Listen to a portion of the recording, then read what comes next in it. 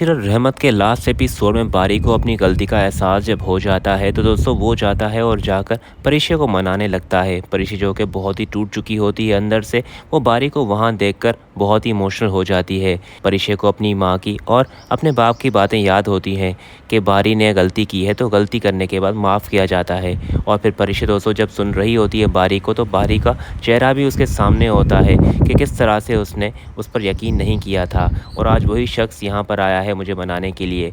इसी बात को ही वो सोच रही होती है तो बारी सामने हाथ जोड़ता है और बारी उससे माफ़ी मांगता है। खैर दोस्तों परिशे तो उसे माफ़ कर लेती है। अयान और अनाया का तो अंजाम आप देख ही चुके हैं। दूसरी तरफ आप ये भी देखेंगे कि आलम साहब अपनी बीवी को छोड़ने का फ़ैसला करते हैं तो उसकी जो दूसरी बीवी होती है वो उसे समझा रही होती है कि जब वो गलत कर रही थी तो आप उसके साथ खड़े थे और अब जब उसने तस्लीम कर लिया है कि वो ख़ता पर थी, उसने जो भी किया गलत किया, तो आप उसका सहारा बनने के बजाय उसे छोड़ रहे हैं।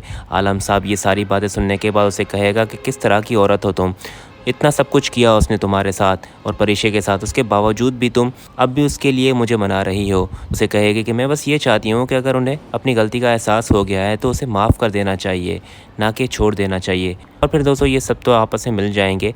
अनाया का अंजाम जो होगा वो बहुत ही बुरा होगा, पर बहुत ही कम दिखाया गया है लास्ट एपिसोड में। दोस्तों इतने वक्त से जो बारी और परिशे के दरमियान साजिशें करती आ रही थी, उसका अंजाम इस एपिसोड में यानी कि फाइनल एपिसोड में बहुत ही कम दिखाया गया है। व्यूअर्स का मानना है कि अनाया का अंजाम बहुत ही बुरा होता, जो कि कुछ एपिसोड्स तक चलता। खैर रहमत का फाइनल एपिसोड आपको कैसा लगा हमें कमेंट करके ज़रूर बताइएगा। और क्या आप इसका सीज़न 2 चाहते हैं? मज़ीद ARY के ड्रामोज़ के रिव्यूज़ एंड प्रोमोज़ के लिए हमारे चैनल को सब्सक्राइब करें।